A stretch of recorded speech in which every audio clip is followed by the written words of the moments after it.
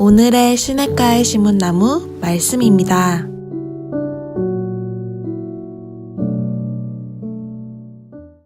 축복합니다. 오늘도 우리가 주님의 말씀 안에 승리하는 복된 하루가 될 수 있기를 주님의 이름으로 축복합니다. 예수님께서 가르쳐 주신 그 진리 안에 살아갈 수 있기를 주님의 이름으로 축복합니다. 자, 십자가를 이제 앞에 두신 예수님께서 제자들을 데리고 예루살렘에 이제 들어가시는 그 기간 동안 여러 사건과 말씀을 통해서 제자들이 십자가의 은혜를 받기 위해서 어떤 마음을 준비해야 되는가에 대해서 계속해서 말씀해 주셨습니다. 예수님은 이제 자신이 고난 받을 것과 이제 십자가에서 죽으시고 부활하실 것을 제자들에게 분명히 말씀하셨습니다. 이미 2번이나 말씀하셨고 오늘 본문의 3번째로 예수님께서 이제 지고 가야 될 그 십자가의 사건에 대해서 말씀하십니다. 예루살렘에 당도하게 되면 서기관들과 대제사장들에 의해서 이방인의 손에 넘겨질 것이다라고 말씀하셨고, 그리고 그 이방인들이 자신을 능욕하고 결국 십자가형으로 자신을 죽일 것이다라고 비통한 심정으로 제자들에게 말씀하고 있는 것이죠. 그런데 제자들은 예수님의 말씀을 전혀 이해하지 못했습니다. 아니, 귀로는 들었지만 마음으로는 전혀 받아들이지 못했다라는 거예요.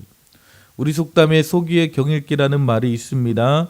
소기에다 대고 경전을 며칠 몇 달 몇 년을 읽어도 아무 소용이 없다라는 거예요. 그런 것처럼 예수님의 제자들이 바로 그런 상태에 있었다라는 것입니다. 그들이 분명 예수님의 말씀을 듣고 있지만 예수님의 말씀을 마음으로 받고 전혀 이해하지는 못했다라는 거예요. 자, 무엇이 이 제자들로 하여금 예수님께서 3번씩이나 강조하면서 중요하게 말씀하셨던 이 십자가의 말씀을 듣고도 이해하지 못하게 했을까? 자, 그 이유는요, 그들의 귀가 어두워서가 아니라 그들의 마음이 이미 다른 것에 빼앗겨 있었기 때문이다라고 성경은 말씀하고 있습니다. 어디엔가 그들의 마음이 이미 다 선점되었다라는 거예요. 자, 오늘 우리가 이 제자들의 마음이 어디로 가 있는가? 예수님의 십자가의 고난과 말씀을 이해하지 못하게 하는 그들의 마음을 알아야 합니다. 그것이 오늘 본문을 통해서 주님께서 우리에게 주시는 중요한 관점입니다. 자, 오늘 말씀을 보니까 예수님이 십자가의 죽음을 말씀하시는데도 제자들이 전혀 반응하지 않습니다. 도리어 야고보와 요한은 예수님께 이렇게 이야기합니다. 33절에 보니까 세베대의 아들 야고보와 요한이 주께 나와 여짜오되 선생님이여 무엇이든지 우리가 구하는 바를 우리에게 하여 주시기를 원하옵나이다. 엉뚱한 이야기를 하고 있는 거죠. 예수님께서 기가 막혀서 물어보십니다. 너희에게 무엇을 해주길 원하느냐? 지금 예수님께서 십자가에 대해서 말씀하고 있는데 그들이 예수님께 원하는 것이 있다라고 이야기하는 거예요. 37절에 보니까 여짜오되 주의 영광 중에서 우리를 하나는 주의 우편에 하나는 좌편에 앉게 하여 주옵소서. 자, 무엇을 말씀하고 있습니까? 오늘 제자들이 예수님의 말씀을 전혀 이해하지 못하도록 하게 된 분명한 이유를 말씀하고 있습니다. 어쩌면 제자들이 예수님의 말씀 앞에 소기에 격익는 자로 만드는 이유에 관해서 분명히 말씀하고 있지요. 그리고 이 말씀은 오늘 우리에게도 동일한 말씀입니다. 도대체 그 예수님의 그 심각한 말씀조차 제대로 이해하지 못할 정도로 그들의 마음을 사로잡고 있었던 것이 무엇입니까? 그것은 바로 이 세상에 속한 세속적인 마음이다라고 말씀하고 있습니다. 다시 말해서 이 세상에서 성공해야겠다라는 마음, 권력과 명예와 자리에 대한 욕심입니다. 오늘 이것이 본문을 통해서 예수님께서 우리에게 말씀하시고자 하시는 진리입니다. 자, 무엇이 우리로 하여금 하나님의 십자가의 은혜, 하나님의 말씀이 우리의 삶에, 우리의 마음의 중심 가운데 자리 잡는 것을 방해합니까? 바로 우리 안에 있는 이 세속적인 마음이다라고 말씀하고 있습니다. 그래서 성경은 요한일서 2장 15절에 이 세상이나 세상에 있는 것들을 사랑하지 말라. 누구든지 세상을 사랑하면 아버지의 사랑이 그 안에 있지 아니할 것이다 라고 말씀하고 있습니다. 우리가 세상을 사랑하지 말아야 될 이유는 우리가 세상과 하나님을 동시에 사랑할 수 없기 때문이다라고 말씀하고 있습니다. 만일 누군가의 그 마음 가운데 세상이 사로잡고 있다면 그 사람 안에는 하나님의 사랑이 없다라는 거예요. 자, 우리는요, 하나님도 사랑하고 세상도 사랑하고 싶어 합니다. 하지만 성경은 그것을 인정하지 않습니다. 우리는 둘 다 사랑한다라고 생각할지 모르지만 하나님은 세상을 사랑하는 그 순간 아버지의 사랑이 그 안에 있지 않다라고 말씀하고 있습니다. 왜 세상을 사랑하는 마음이 하나님의 사랑과 같도록 상극으로 나타납니까? 요한은 그 이유도 분명하게 말씀합니다. 요한일서 2장 16절에 보면 이는 세상에 있는 모든 것이 육신의 정욕, 안목의 정욕, 이생의 자랑이니 다 아버지께로부터 온 것이 아니요 세상으로부터 온 것이라. 이것은 바로 하나님께로부터 온 것이 아니라 이 세상으로부터 온 것이기 때문입니다. 자, 오늘 제자들의 마음을 선점한 것이 바로 이 세상적인 마음, 세상에서 오는 마음이었다라는 거예요. 자, 예수님이 이 세상에 메시아로 오셔서 임금이 되시고 나면 자신들을 가장 높은 자리에 앉고자 하는 그 욕심이 그들로 하여금 이 십자가의 본질, 하나님의 진리의 말씀을 이해하지 못하도록 가로막고 있었다는 것입니다. 자, 오늘 본문 앞에 내용들을 보게 되면 부자 청년에 대한 이야기가 나오죠. 이 부자 청년, 이 청년이 어떻게 보면 오늘날로 이야기하면 굉장히 성실한 사람이었습니다. 성실한 성도의 모습을 보여주고 있습니다. 그는 젊은 나이임에도 불구하고 진리를 탐구했던 자입니다. 예수님께 나아가서 질문하죠. 선생님, 내가 무엇을 하여야 영생을 얻으리이까? 젊은이답지 않은 참 기특한 질문입니다. 이에 예수님께서 19절에 내가 계명을 안 하니 살인하지 말라, 간음하지 말라, 도둑질하지 말라, 거짓 증언하지 말라, 속여 빼앗지 말라, 내 부모를 공경하라 하였느니라. 자, 그때 이 청년이 선생님이여 내가 이것을 어려서부터 다 지켰나이다. 예수님께서 이 청년을 보니까 참 기특하셨죠. 사랑하는 마음으로 다시 말씀하십니다. 21절에 예수께서 그를 보시고 사랑하사 이르시되 내게 아직도 한 가지 부족한 것이 있으니 가서 내게 있는 것을 다 팔아 가난한 자들에게 주라. 그리하면 하늘에서 보화가 내게 있으리라. 그리고 와서 나를 따르라 하시니라. 자, 이 말씀 앞에 청년이 어떻게 반응합니까? 그 사람은 재물이 많은 고로 이 말씀을 인하여 슬픈 기색을 띠고 근심하여 가니라라고 말씀하고 있습니다. 자, 그가 돌아가고 나서 예수님께서 12제자를 부르셔서 이 이야기를 다시 한번 하시는 것이죠. 23절에 보니까 예수께서 둘러보시고 제자들에게 이르시되 재물이 있는 자는 하나님의 나라에 들어가기가 심히 어렵도다 하시니. 자, 그 말에 제자들이 놀라서 다시 한번 예수님께서 그들에게 말씀하십니다. 25절에 낙타가 바늘기로 나가는 것이 부자가 하나님 나라에 들어가는 것보다 쉬우니라. 자, 낙타가 바늘기로 들어갈 수 없죠. 자, 그런데 예수님은 부자가 천국에 들어가는 것보다 낙타가 바늘기로 나가는 것이 쉽다라고 말씀하고 있습니다. 자, 무슨 말씀입니까? 부자는 천국에 가지 못한다라는 그런 말씀이 아닙니다. 이 말씀은 하나님도 사랑하고 재물도 사랑하는 것이 불가능하다는 의미를 가지고 있는 것입니다. 아멘. 만약 우리가 이 세상의 성공과 재물을 정말 사랑한다면 천국에 들어가기가 얼마나 어려운지 낙타가 바늘기로 나가는 것보다 더 어렵다라는 거예요. 예수님은 이 분명한 사실을 명확하게 선포하십니다. 마태복음 6장 24절에 한 사람이 두 주인을 섬기지 못할 것이니 혹 이를 미워하고 저를 사랑하거나 혹 이를 중히 여기고 저를 경히 여김이라. 너희가 하나님과 재물을 겸하여 섬기지 못하느니라. 예수님은 하나님과 재물을 겸하여 섬길 수 없다라고 분명히 말씀하고 있습니다.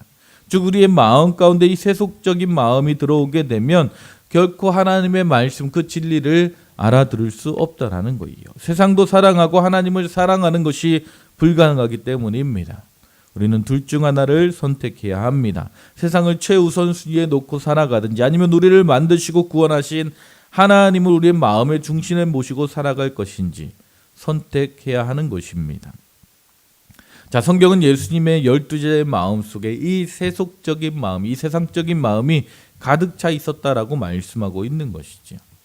12제자의 마음이 그렇다면 오늘 우리의 마음은 어떻게 했습니까? 우리가 매일 예배 드리고 제자 훈련 받고 아무리 성경을 읽고 암송한다 하더라도 우리의 마음 가운데 여전히 이 세속적인 마음이 사로잡고 있다면 어떻게 보면 우리가 머리로는 하나님의 말씀을 이해하지만 우리의 마음의 중심으로서는 그 말씀을 쫓아 살아갈 수 없다라는 거예요. 세상을 사랑하는 마음이 이렇게 무서운 것임을 말씀하고 있는 것입니다. 우리의 마음 가운데, 우리의 신앙 가운데 혹시 세상이라는 생각이 있을지 모르겠습니다. 그렇다면 우리가 주님의 말씀을 진리로 받을 수 있기를 주님의 이름으로 축복합니다. 너희가 하나님과 재물을 겸하여 섬기지 못하느니라. 자, 예수님께서 십자가의 은혜를 깨닫지 못하는 제자들에게 이 말씀을 주신 다음에 다시 그들에게 십자가의 은혜를 받은 자의 마음에 대해서도 말씀해 주십니다. 자, 우리 안에 있는 세속적인 마음이 십자가의 은혜를 방해하는 마음이라면 그 십자가의 은혜를 온전히 누리며 나아가기 위해서 우리에게 필요한 마음은 무엇입니까? 42절에서 44절 말씀 우리가 다 함께 한 목소리로 한번 봉독해 보겠습니다. 시작. 예수께서 불러다가 이르시되 이방인의 주권자들이 그들을 임의로 주관하고 그 왕들이 그들에게 권세를 부리는 줄을 너희가 알거니와 너희 중에는 그렇지 아니할지니 너희 중에 누구든지 크고자 하는 자는 너희를 섬기는 자가 되고 너희 중에서 누구든지 으뜸이 되고자 하는 자는 모든 사람의 종이 되어야 합니다. 아멘. 자, 이 말씀의 핵심이 무엇입니까? 한마디로 섬김입니다. 세속적인 마음이 아니라 섬기는 마음을 가지고 살아야 된다는 거예요. 아멘. 자, 그럼 이 섬기는 마음은 무엇입니까? 섬김의 삶은 무엇입니까? 예수님께서 자신의 삶을 예로 들어서 분명히 말씀하십니다. 인자가 온 것은 섬김을 받으려 함이 아니라 도리어 섬기려 하고 자기 목숨을 많은 사람의 대속물로 주려 함이니라. 왜 예수님께서 이 땅 가운데 오셨습니까? 왜 십자가에서 죽으셨습니까? 예수님은 우리를 섬기기 위해 오셨고 그 섬김은 바로 자기 목숨을 대속물로 주시기 위함이었다는 거예요. 이것을 영어로 보게 되면 redeem이라고 이야기합니다. 구체적으로 이야기하면 유월절의 어린 양을 이야기하는 것입니다. 아멘. 예수님께서 이스라엘 백성들을 구원하실 때에 어린 양의 피를 바른 집은 넘어가리라 말씀하셨던 그 유월절의 사건, 그 백성을 구원하시기 위해서 아무 죄 없는 어린 양이 죽은 것입니다. 예수님께서 공생애를 시작하실 때 침례 요한이 예수님을 바라보면서 보라 세상 죄를 지고 가는 하나님의 어린 양이다라고 고백하고 있는 것이죠.